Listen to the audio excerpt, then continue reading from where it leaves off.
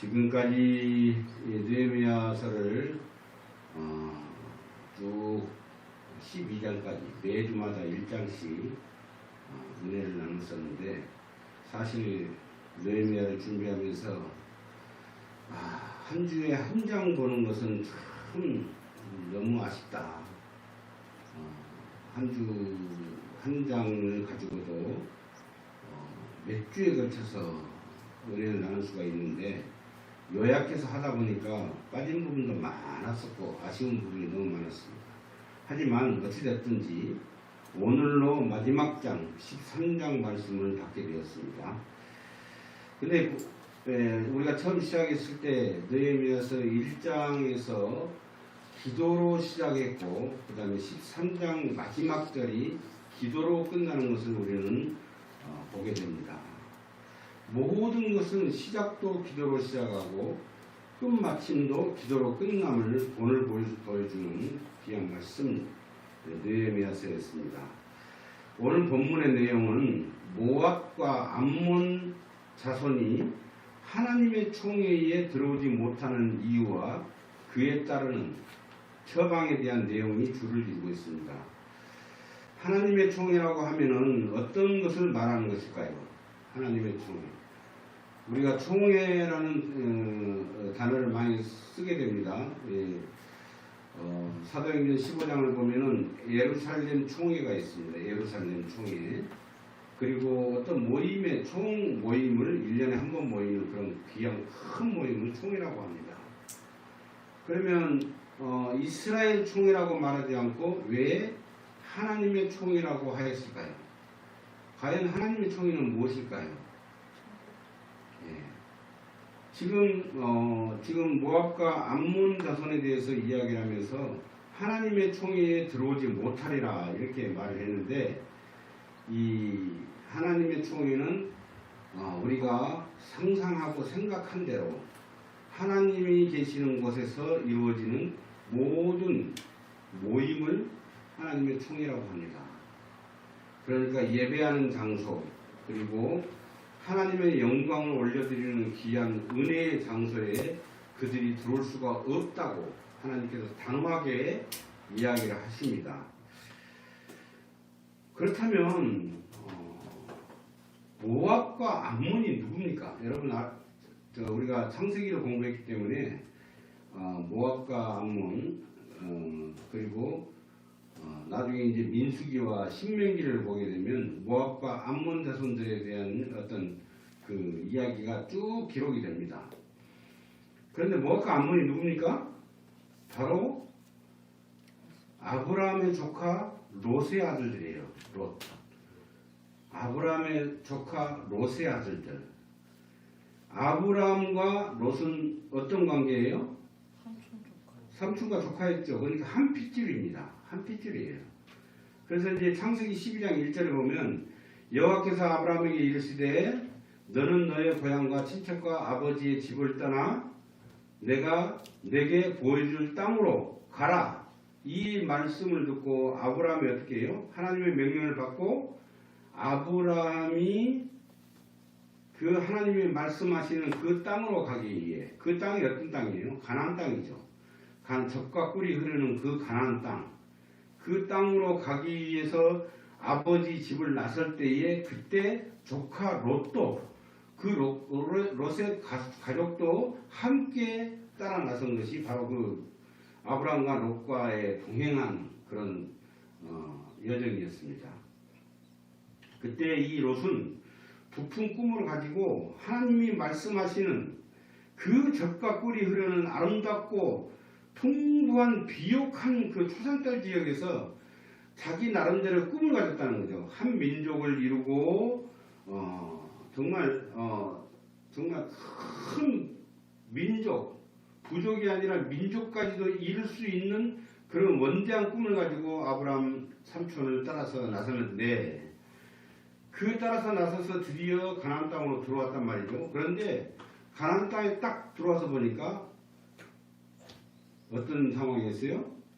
황량하고 그리고 척박한 그 땅, 그 땅을 바라본 그 롯은 그 땅에 대해서 너무 실망을 하게 된 거예요. 본인이 상상했던 하나님이 그렇게 자신있게 내가 내게 보여주는데 젖과 꿀이 흐르는 땅으로 내가 너희들을 인도하겠다고 말씀하신 그 말씀대로 이 롯도 삼촌을 따라서 왔는데 보니까 척박한 땅이에요. 비옥한 땅이 아니었어요. 너무나 실망을 한 거죠. 그래서 눈을 들어서 쭉 보니까 이 풍요롭게 보이는 그 저 밑에 보이니까 소돔 땅이 너무 풍요롭게 보이는 거예요.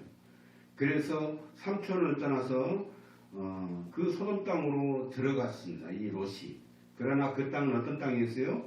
타락과 방탕함과 음탕함이 가득한 그 음란이 가득한 그 소돔과 고모라를 하나님께서 심판하실 때에 어떻게 합니까? 유일하게 그 소돔과 고모라 땅에서 하나님을 아는 사람은 누구였어요? 롯의 가족이었어요. 롯의 가족. 그래서 유일하게 그 롯의 가족만 어떻게 해요? 그 소돔과 고모라 땅을 벗어나게 천사가 손을 잡고 벗어나게 하는 거죠. 그래서 구원을 받습니다. 그 심판에서 유일하게 구원받은 그 롯의 가족이었어요.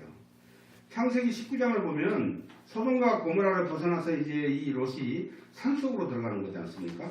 그 가는 도중에 아내가 어떻게 됐어요? 뒤를 돌아보므로써 소금 기둥이 되어버리고, 그리고 이제 딸들과 함께 산으로 들어가는데 딸들이 어떻게 했습니까? 폐륜을 저지른 거예요. 폐륜. 상상할 수 없는 폐륜을 저지름으로 오늘 본문 저주받은 모압과 누가 태어나게 됐어요? 암몬이 태어나게 된 거예요. 이야기 들어보니까 생각이 나시죠? 그렇습니다. 폐륜으로 인해서 하나님이 가라고 했던 젖과 꿀이 흐르는 땅에 와서 보니까 자기의 시선으로 봤을 때는 어떻겠어요? 실망뿐이었다는 거죠. 꿈을 꿀 수도 없는 그런 땅이었다고 자기가 보는 안목으로. 그래서 자기가 보는 안목으로 행복하게 보이는 그 소돔과 고모라 땅으로 갔더니 멸망의 땅이었다는 것이죠. 그나마 그것도 하나님이 그 가족을 구원해 주셨어요. 그래서 어디로 산으로 도망가는데 거기서 무슨 일이 생겨요? 하나님을 떠나서 살았던 그 사람들, 그 롯의 가족은 결국은 자기들의 판단으로 인해서 이게 하나님께 영광 올려줄 거라고 생각하고 어떻게 폐륜을 저질렀다는 것이죠. 오늘 우리가 느헤미야서 1장부터 12장까지 매주 강해를 통해서 은혜를 받았습니다. 그런데 오늘 본문 13장에서는 느헤미야의 개혁 가운데 뜬금없이 모압과 암몬 사람이 거론이 되었다는 것이죠. 그 거론된 이유가 무엇일까요? 오늘 말씀을 잘 생각해보면 실제적인 사건적인 이야기와 그리고 상징적인 의미의 이야기로 나누어 볼 수가 있습니다. 실제적 사건은 뭐냐면 신명기 23장 3절로 4절, 그리고 이 같은 내용이 민수기 23장에 나옵니다. 그 말씀처럼 이스라엘 백성이 출애굽을 했어요. 그렇죠? 자, 우리가 지금 창세기 공부를 하고 있는데 요셉의 인도로 바로의 초청과 요셉의 인도로 해서 다 온 가족이 어디로 갔어요? 애굽의 고센 땅으로 갔죠. 그래서 이제 400년 동안 살다가 결국은 어느 정도 요셉이 살아있을 동안까지만 행복한 생활을 했어요. 그 이후부터는 어떻게 해요? 애굽 사람들이 야곱, 이스라엘 사람들이 아기를 잘 낳고 금방 수가 번성한 거예요. 그러니까 거기에 두려움을 가지고 핍박하기 시작했고 그들을 노예로 삼아서 중용을 시킨 거죠. 그 엄청난 고된 그 노동 가운데서 하나님께 부르짖을 때 400년 만에 430년 만에 출애굽을 시켰잖아요. 그죠? 출애굽을 해서 그 땀이 흐르고 그 물이 없는 그 광야 사막지대를 걸어갈 때에 그때 하나님의 그 능력과 하나님의 그 신실하심과 그 모든 것을 의심하고 그렇게 정탐꾼을 보냈을 때 그들이 어떻게 했습니까? 하나님을 의심하고 결국은 믿지 못하는 관계로 하나님께서 40일 동안 정탐했던 것을 어떻게 합니까? 40년 동안 이 광야에서 헤매게, 그러나 하나님이 인도하심으로 그렇게 다닐 수 있게끔 했던 것이에요. 그러나 그 땀이 흐르고 햇볕이 내리쬐는 그 길을 걸어갈 때 목이 마를 거 아니에요. 그랬는데 마침 그때 지나갈 때가 어느 지역이 있어요? 모압과 암몬 땅을 지나가게 된 거예요. 지나갈 때에 그 모압에다가 암몬에다가 우리가 이 땅을 지나갈 수 있도록 허락을 해주라. 그리고 우리가 물이 필요하다. 물 좀 달라. 했더니 어떻게 해요? 물을 주기는커녕 그들을 완전히 괴멸시키려고 작전을 짠 거예요. 그 작전이 뭐였어요? 발락이라는 그 왕이, 모압 왕 발락이 발람이라는 그 무당과 같은 사람이에요. 점치는 사람, 그 나라에. 그 발람에게 하늘의 신에게 강구를 해서 저 이스라엘 사람들을 다 괴멸시킬 수 있도록 그렇게 해달라고 부탁을 한 거예요. 점을 그렇게 쳐주라. 하나님께 강구해달라고 이렇게 이야기를 합니다. 그런데 처음에는 거절했다가 나중에 뇌물을 주니까 어떻게 했어요? 발람이 그대로 그 요구대로 기도를 하기 시작한 거예요. 하나님께. 하늘에 계신 분에게, 신에게. 했더니 하나님이 그렇게 하지 마라. 어? 그리고 나중에 결국은 어떻게 해요? 발람은 죽습니다. 나중에 죽어요.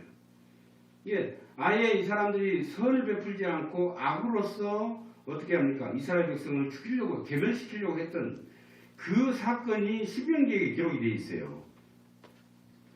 그러니까 이 모든 것을 보시고, 모든 것을 보고 계셔요. 그리고 모든 것을 알고 계시는 하나님께서 모압과 어떻게 해요? 암몬 사람들이 내리는 그 이스라엘 사람들에게 내리는 그 저주를, 암몬 사람들이 빌었던 그 저주를 어떻게 합니까? 오늘 본문에 보니까 오히려 이스라엘 사람들에게 복이 되게 하셨다는 그 사건의 내용이 바로 실제적인 사건의 내용이에요. 그렇죠. 오늘 말씀에 본문의 1절부터 3절까지 나와 있는 그 말씀이 실제적인 사건의 내용이었다는 것이죠. 자, 그렇다면 제가 조금 전에 말씀드렸다시피 상징적인 의미는 무엇일까요?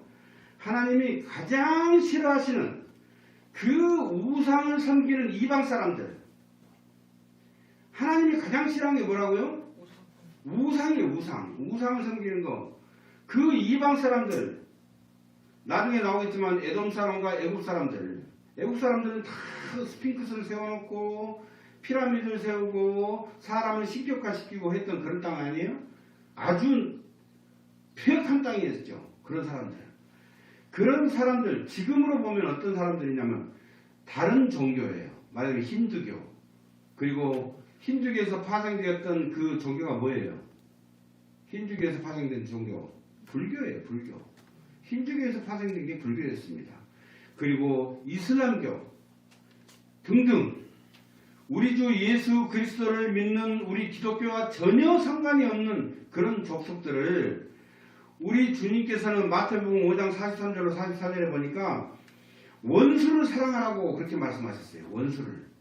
원수를 사랑하라 그렇게 말씀하시고 그 영혼들을 불쌍히 여기고 복음을 전하여 그 영혼들이 구원의 백성이 되게 하는데 열심을 내라고 우리를 격려하고 계십니다.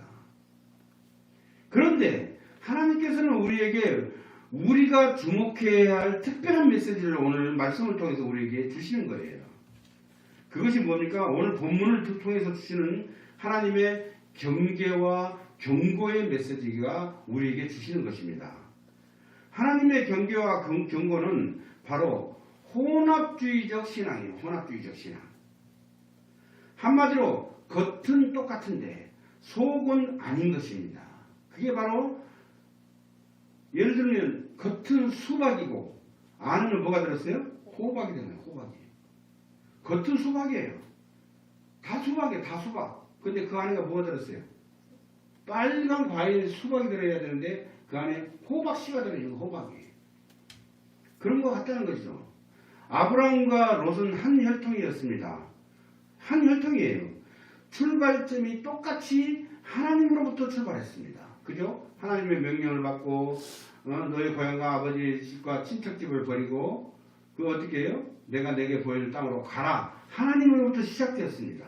그러나 롯은 하나님을 알고 믿는다고 하면서 하나님 말씀대로 순종하는 삶을 사는 척하며 모든 것을 어떻게 해요? 자기 방식대로 해석하고 그리고 하나님의 순리적 인도하심은 순리적으로 인도하잖아요. 젖과 꿀이 흐르는 땅이라고 말씀하셨기에 가봤더니 척박한 땅이었는데 나중에 어떻게 해요? 그곳이 진짜 복음의 젖과 꿀이 흐르는 땅이었다는 거죠. 그 순리적인 인도하심을 떠나서 젖과 꿀이 흐르는 것처럼 보이는 그 가짜 젖과 꿀이 흐르는 소돔과 고모라 땅으로 방향을 잡아서 나간 것입니다. 어떻게 했다? 자기가 자기의 방식대로 해석을 했다는 거죠. 하나님의 말씀대로 순종을 해야 되는데 순종하는 척하면서 자기 뜻대로 갔다는 것입니다. 롯은 자기 방식대로 하나님을 믿는 아주 위험한 신앙생활을 하였던 것입니다. 그것이 바로 한마디로 혼합주의적 신앙이라는 것입니다. 혼합주의라는 건 뭐예요? 하나님의 뜻과 자기 뜻을 혼합해서 하나님께 순종한다고 착각하는 잘못된 신앙생활을 하는 것을 바로 혼합주의적 신앙생활을 한다고 그렇게 말하는 것입니다. 오늘 본문에서 뜬금없이 롯과 그 롯의 자손의 모압 자손인 모압과 암몬의 이름이 거론된 것은 롯의 가족이 그렇게 살아왔다는 것을 말씀하는 거예요. 롯의 가족, 즉 롯과 두 딸은 모두 다 하나님을 알고 있는 자였어요? 모르는 자였어요? 하나님을 아는 자들이었어요. 하나님을 알고 있었고 하나님의 은혜로 악의 땅, 그 멸망의 땅에서 구출되고 구원을 받았으나 자기들 방식대로 하나님의 뜻을 해석했다는 것이죠. 이 땅에는 우리가 결혼할 대상이 없다. 그래서 하나님의 뜻대로 우리가 정통성을 유지하기 위해서 아버지의 씨를 받아야 된다.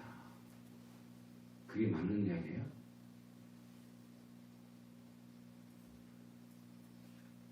자기 방식대로. 그게 우리의 신앙생활의 맹점이에요. 맹점. 자기 방식대로 하나님의 뜻을 해석해서 딸들이 아버지의 혈통을 잇게 되는 그런 폐륜적 행위를 함으로써 어떻게 오늘 본문에서 거론되는 모압과 암몬 족속, 즉 폐륜의 백성을 낳게 되는 참담한 결과를 보게 되지 않느냐가 말이에요. 그런데 신명기 23장 7절로 8절을 보니까 모압과 암몬은 하나님의 총회에 들어오지 못할 것이다 이렇게 말했는데 하나님께서 또 뭐라고 그랬냐면 신명기 23장 7절 8절을 보니까 에돔 족속을 미워하지 말라고 말씀하셨다는 거죠. 에돔 족속이 누구예요? 야곱과 형제였던 에서의 후예들이 에돔 족속이잖아요. 그들 역시 야곱이 누구예요? 이스라엘이죠. 이스라엘의 형제예요. 형제인데 서로 떨어져서 다른 지역에 살고 있지만 모압과 암몬 사람들은 이스라엘과 같이 붙어있는 경계에 살고 있고 에돔 사람들은 저 우측의 아라비아 쪽으로 아예 미디안 아라비아 쪽으로 가버렸기 때문에 사실은 그 중에서도 하나님을 믿는 사람들이 있었다는 거예요. 하나님을 믿는 사람이 있었습니다. 그 사람들이 이방 취급을 받았어요. 분명히 하나님으로부터 야곱을 선택받고 에서는 버림을 받았어요. 그렇기 때문에 이방 사람들로 취급을 받았는데도 불구하고 그 사람들이 회개를 함으로 인해서 어떻게 하나님을 믿게 되고 하나님의 총회에 들어올 수 있다는 것이죠. 그리고 하나님을 전혀 알지 못하는 이 이스라엘 사람들을 핍박하였던 그 애국, 하나님의 선한 도구로 사용되었던 어떻게 도구로 사용됐잖아요. 어떤 도구로? 이스라엘 민족을 만들기 위해서 터전을 그 애국 사람들을 활용한 거죠. 그 애국 사람들을 미워하지 말라고 신명기 23장 7절로 8절에 나온다는 거예요. 이 말씀이. 오히려 하나님께서 뭐라 하냐면 그들을 3, 4대 후에 하나님의 총회로 들어올 수 있다고 하나님께서 허락하셨어요. 왜 그럴까? 왜? 오히려 출발했던 이 아브라함과 이 롯은 어떻게 해요? 같이 출발했잖아요. 같이 출발했고 정말 그 혈연관계예요. 완전한 혈연관계. 아브라함과 롯은 어떻게 해요? 삼촌과 조카지간이었기 때문에 같은 피를 나누는 혈연관계였다는 것이죠. 그런데도 불구하고 전혀 피 한 방울 안 섞인 애굽 사람을 미워하지 말고 오히려 그들을 어떻게 했다? 그들을 미워하지 말고 총에 들어올 수 있게 하겠다. 3, 4대 후에. 그렇게 말씀하셨다. 왜 그랬을까? 응? 왜 그랬을까? 롯은 아브라함의 혈통이며 하나님을 아는 롯의 후손 왜 하나님의 총에 들어갈 수 없었을까? 그들은 이단적 신앙을 가지고 있었기 때문이에요. 방금 말했죠. 잘못된 방식, 자기 방식, 그거 잘못된 해석, 그 해석을 함으로 인하여 그 해석함과 동시에 행동을 함으로 인하여 어떻게 해요? 이단적 신앙을 가지게 되었고 결국은 어떻게 해요? 롯이라는 이름이 성경에서 지워져 버리는 그리고 어떻게 해요? 멸망의 사람이 되고 말았다는 것이에요.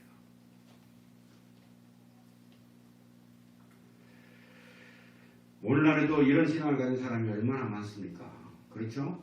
같은 성경을 쓰고 그리고 같은 주어 하나님을 말하는데 또 그리고 같은 예수님을 말하고 성령님을 말합니다. 하지만 모든 신앙의 관점과 결정을 자기 방식대로 자기 주장대로 그렇게 해석을 하고 먼저는 자기가 하는 행위가 하나님 앞에서 깨끗하다고 착각한다는 것이죠. 그래요. 롯의 두 딸들이 그랬다니까 하나님을 아는 사람들이었는데 하나님께서는 그 정통성을 분명하게 주장했기 때문에 다른 데서 어떻게 정통성을 구할 수 있겠느냐. 그래서 아버지의 혈통을 그대로 우리가 이어받아야겠다. 그런 폐륜적인 생각을 하게 된 거예요. 자기 방식대로. 그렇게 해석을 해버린 거예요. 그래서 그렇게 행동을 했기 때문에 그것이 어떤 신앙이다? 이단적 신앙이다. 이단적. 착각한 거예요. 하나님은 오늘 본문을 통해서 이단적 신앙은 잘라버리는 것을 오늘 본문에서 나타나는 거죠. 잘라버립니다. 어떻게 해요? 아예 내쳐버려요. 분류해버린다는 것입니다. 그죠? 그것을 우리는 똑똑히 알 수 있는 것입니다. 하나님은 원수를 사랑하라고 하셨지만 이단적 신앙을 가진 자는 그 원수를 사랑하는 것을 자기 방식대로 자기 생각대로 사랑의 방정식을 만들어서 행하기 때문에 하나님께 그들을 어떻게 해요? 하나님의 총에 못 들어오게 한다는 것입니다. 차라리 어떻게 해요? 뭐가 더 나아요? 하나님을 아예 모르고 네? 나중에 그들이 회개해서 하나님 앞으로 나오면 하나님의 총에 들어올 수 있다니까요. 애굽도 들어올 수 있다는 거예요. 에돔도 들어올 수 있었는데 할아버지 아브라함 그 밑에 후손들이 같은 그 후손들이 롯은 삼촌의 조카였으니까 같은 피예요. 그렇죠? 그런데 그들은 못 들어오게 한 거. 그건 왜? 이단적인 신앙을 가지고 잘못된 신앙을 가지고 어떻게 해요? 자기 마음대로 신앙생활하는 거예요. 자기 마음대로 생각하고 하나님 뜻은 이게 아닌데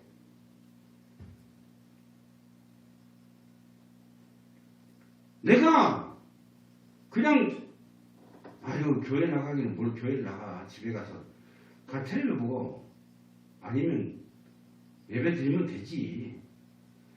하나님이 그걸 원해요?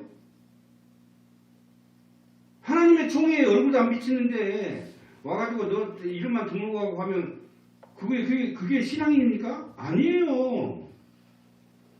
하나님의 총회는 다 얼굴을 보이면서 서로 사랑의 교제를 나누고 하나님 안에서 하나님의 뜻을 발견해 나가는 것이 그게 하나님의 총회예요. 그런데 얼굴은 보이지 않으면서 자기 생각대로 내가 저기 피서 가가지고 어디 놀러 가가지고 거기서 예배 드리면 되지. 그냥 우리끼리 기도하고 그냥 주일인데 안식일 지키는 이 이스라엘 사람들이 각오를 했던 현신과 결단 중에서 가장 먼저가 뭐였어요? 안식일을 거룩히 지키라. 이거였는데 아, 이 정도 이렇게 하면 되지 뭐. 하나님도 다 아시는데 뭐. 알죠? 다 압니다. 우리의 삶 일거수일투족을 다 알고 있고 주관하고 계시는데, 그런데 우리 뜻대로 생활해 버리는 거예요. 신앙도. 그것을 하나님이 받으시겠습니까? 안 받습니다. 하나님 그걸 인정하시겠습니까? 아니에요. 결코 그렇지 않습니다. 하나님은 깨끗하고 순결한 신앙을 우리에게 요구하고 계신다는 거예요. 오직 하나님이 원하시는 대로 하나님께 영광 올리기를 하나님은 원하고 바라고 계십니다. 교회 안에서도 이단이 있습니다. 이기주의, 성공주의, 배타주의, 다시 말해서 나만 잘되기를 원하고 내 방식대로 하나님을 믿으면서 하나님의 음성과 하나님의 뜻대로 조금도 귀 기울이지 않으면서 진리의 말씀을 내 방식대로 어떻게 한다? 해석하고 내 방식대로 살아가는 그 성도, 그가 바로 교회 안에 가장 큰 이단적 성도라는 거예요. 요한계시록과 다니엘 등을 자기 방식대로 해석하고 사람들에게 종말론적 신앙을 가르치는 것이 아니라 종말에 선택받은 요한계시록 7장 4절로 그리고 14장 1절에 나오고 14장 13절에 나오는 그 3절에 나오는 14만 4천 명 그 안에 들어가기 위해서는 자기가 해석한 방식대로 신앙생활을 해야 된다고 잘못 가르치는 그런 많은 사람들을 그래서 지옥으로 끌고 가는 그런 이단들이 얼마나 교회 안에 많습니까? 많습니다. 교회를 파멸시키려고 하는 사람들이 얼마나 많은지 몰라요. 겉은 하나님과 동행하는 삶을 살겠다고 하면서 하나님께 영광 돌리는 삶을 살아야 한다고 하면서 결국은 자기가 교주가 돼서 어떻게 합니까? 하나님의 영광을 가르치고 자기가 그 영광을 받으면서 자기 목적 달성, 다시 말해서 성공의 삶을 위해서 수많은 사람을 이용하는 것이라는 거예요. 느헤미야는 오늘 본문 13장을 통해서 이러한 이단적 신앙을 정리하기 시작합니다. 한마디로 개인적 신앙과 대승적 신앙의 개혁을 일으킵니다. 1517년 마틴 루터가 종교개혁을 함으로 인하여 프로테스탄트가 탄생한 거죠. 프로테스탄트가 뭐라고 그랬죠? 개신교입니다. 개신교. 카톨릭에서 개신교로 탄생시킨 것이 종교개혁을 통해서 프로테스탄트가 탄생되었습니다. 3절 후반에 보면은 이스라엘 가운데서 모두 분리하였다고 말합니다. 한번 볼까요? 13장 3절 모든 것을 분리하였다. 자, 3절 후반절에 이스라엘 가운데 시작. 이스라엘 가운데서 모두 분리하였느니라. 어떤 것을? 섞인 무리들. 사실은 느헤미야의 개혁에서 적극적으로 이렇게 회개하고 그리고 모든 것을 다 정리했던 시기가 성경에 또 나오죠. 느헤미야에서 9장에 보면은 이스라엘 백성이 이방 사람들을 어떻게 해요? 이스라엘 사회에서 완전히 분리시켜버려요. 그렇죠? 자기의 딸들을 이방 사람 아들들에게 주지 않고 어떻게 해요? 또 이방 사람의 우리의 아들들을 이방 사람 여인을 아내로 삼지 않게 완전 분리를 시켰습니다. 그런데 오늘 왜 또 이런 사건이 일어났냐? 네? 바로 이스라엘 사회에서 불과 수년 전에 그렇게 모든 것을 적극적으로 분리해서 정상적으로 만들었던 그 사람들이 어떻게 그렇게 급속하게 세속화가 되고 불과 몇 년 만에 그게 참 의아하지 않습니까? 그렇죠? 영적으로 늘 깨어 있어야 되는데 그렇지 않았다는 거예요. 지금 오늘 이 본문 마지막 장 이것은 느헤미야가 1장을 열어보면 어떻게 아닥사스다 왕 20년에 이 말을 해서 어떻게 해요? 느헤미야 통독이 돼서 왔잖아요. 그 다음에 이제 오늘 보니까 몇 장? 응? 6절에 보니까 한번 읽어볼까요? 시작. 그때는 내가 예루살렘에 있지 아니하였느니라. 바벨론 왕 아닥사스다 32년에 내가 왕에게 나아갔다가 며칠 후에 왕에게 말미를 청하고 그대로 계속 예루살렘에 이르렀어야 엘리야십이 도비야를 위하여 하나님의 전들의 방을 만든 악한 일을 안지라. 어떻게 된 거예요 지금? 느헤미야가 이 개혁을 일으켜가지고 지금 자기가 이 이스라엘 땅에 예루살렘에 와가지고 성벽을 재건하는 이 공사를 하고 그 다음에 영적 각성을 일으켜서 영적으로 하나님의 말씀을 듣고 무장하게 만들었는데 9장에 보니까 지금 느헤미야에서 우리가 봤던 그 9장에 보니까 개혁이 일어났고 모두 다 회개하고 통일 잡아가고 그리고 하나님의 말씀 율법을 받아들이기로 하고 이방 사람들과 분리하고 절교를 선언했는데 잠깐 지금 12년 동안 함께 있었단 말이에요. 느헤미야가 이 성도들과 12년 동안 함께 있었어요. 저를 생각해 본 거예요. 저도 제가 지금 앞으로 10년 동안 더 목회를 더 하게 된다면 이곳에서 계속해서 하나님의 말씀을 전할 것인데 이 지도자가 함께 있을 때는 느헤미야가 함께 있을 때는 다 순종하면서 하나님께 나아갔던 그런 사람들인데 결국은 잠깐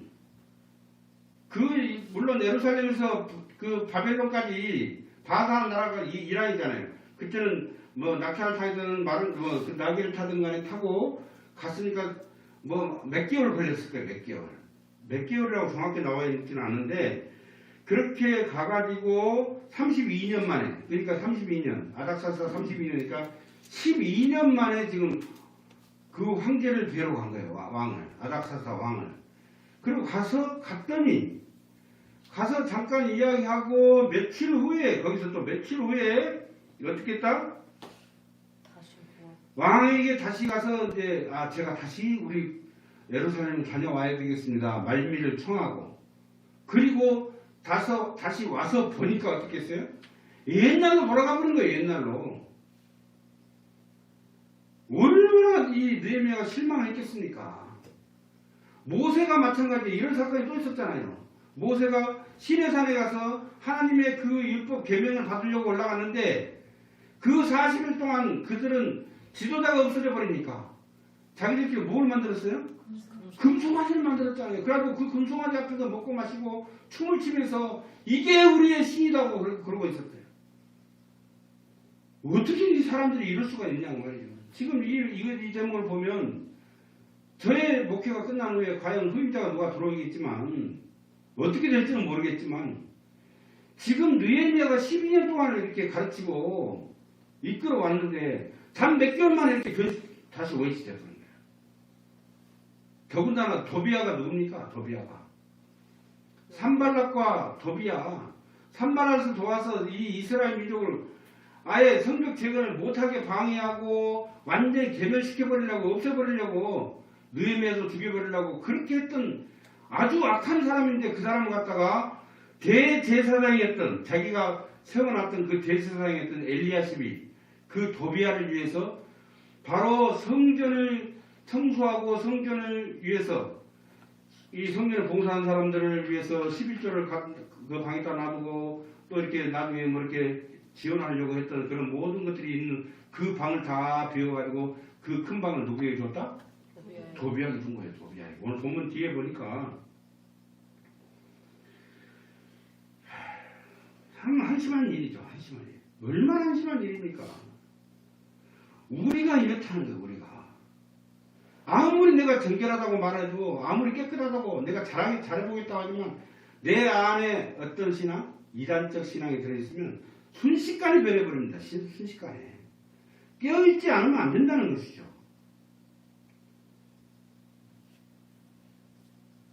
그리고 어떤 또 일이 일어났어요? 레위 사람들 쫓아냈어. 그렇죠. 제사장과 레위 사람들을 쫓아내가지고 레위 사람들에게 그 지금 느헤미야가 성경 말씀대로 어떻게 했습니까? 그 제사장과 레위 사람들을 먹고 그리고 그 사람들이 살 수 있도록 그렇게 11조를 드려야 되고 11조를 모아놓고 그랬던 그 방을 갖다 도비야에게 줘버리고 난 뒤에 결국은 그것들이 하나도 없어져 버리니까 결국은 뭐예요? 제사장이나 레위 사람들도 먹고 살아야 되니까 밖으로 다 나가버린 거야. 다 흩어져 버렸어. 돌아와서 보니까 세상에 레위 사람과 제사장들이 없어져 버린 거예요. 대제사장은 도비야 그하고 어떻게 친분 관계가 돼버려가지고 그 도비야를 그 성전 안에 그 방을 줘가지고 그 안으로 끌어들여 버렸고 다시 멸망의 길로 가고 있는 거예요. 제사장과 레위 사람들은 다 흩어져 버렸어요. 그러면 그 성전이 그 성전의 역할을 할 수 있습니까 없습니까? 못하는 거예요. 기가 막힌 거지. 이 느헤미야가 와서 보니까. 그래서 느헤미야가 개혁을 다시 일으키게 뭐예요? 그 사람들 다 도비야를 당장 쫓아내버렸죠. 그리고 어떻게 했습니까? 제사장들과 레위 사람들을 다시 불러들였어요. 그리고 모든 백성들에게 11절을 그리고 헌금을 다 들여올 수 있게끔 다시 모든 그 백성들에게 요구를 했습니다. 그렇게 해야만이 하나님의 뜻이다. 이게 하나님의 뜻이니까 너희들이 이 말에 순종해라. 그래가지고 그 제사장들과 레위 사람들이 다시 주의 일을 감당할 수 있게끔 세우게 됐다는 것이죠. 그러면서 이 느헤미야가 하나님께 기도를 하는 거예요. 기도. 그 일을 개혁을 일으킬 때마다 어떻게 했어요? 하나님께 기도를 했다는 것이죠. 그 기도의 내용이 어디입니까? 오늘 보면 13장 14절 그리고 22절 31절에 이렇게 개혁을 일으키면서 하나님께 기도를 합니다. 사랑하는 성도 여러분, 하나님의 뜻을 착각하는 신앙생활을 하지 않는지 우리가 점검을 해야 합니다. 우리가 하나님의 뜻을 착각한다는 거예요. 착각. 그런 신앙생활을 하지 않는지, 그리고 내 안에 이단을 제거해야 되는데 그렇지 않는지도 점검을 해야 됩니다. 내가 하는 말과 생각과 행동이 과연 하나님의 뜻에 합당한 것인지를 점검해 보시기 바랍니다. 내 생각과 말과 행동이 하나님께서 원하시는 생각과 그리고 말과 행동인지를 언제나 우리는 코람되어 하나님 앞에서의 그 신앙을 가지고 모든 것을 하나님 앞에 비춰보라는 것이에요. 비춰보라는 것이에요. 아까 말씀드렸지만 오늘 본문 13장 14절 그리고 22절 31절 그 느헤미야의 기도에서 가장 핵심 포인트가 뭡니까? 내 하나님이요. 내 하나님이요. 이 기도의 그 처음 소절이 뭐예요? 내 하나님이요. 하나님을 먼저 부르짖습니다. 하나님을 찾습니다. 내 하나님이요. 이 일로 말미암아 나를 기억하옵시고 복을 주옵소서. 이 일이란 게 뭐예요? 이처럼 하나님만을 생각하고 하나님을 위해서 개혁을 일으켰던 이 일들, 내 안에 있는 이단적인 신앙을 다 제거해버리고 백성들의 이단적인 신앙을 다 제거해버리고 어떻게 해요? 하나님만을 위해서 개혁을 일으켰던 이 모든 것을 하나님께서 어떻게 해라? 기억해달라고. 그러면서 나에게 복을 주시옵소서라고 기도했던 것처럼 우리도 그렇게 자신있게 기도할 수 있으므로 하나님께서 기억하시고 인정하시고 원하시고 복받는 그 원하시는 그 복을 받는 진정한 성도 여러분들이 되시기를 예수 그리스도의 이름으로 축원합니다. 아멘. 기도하겠습니다.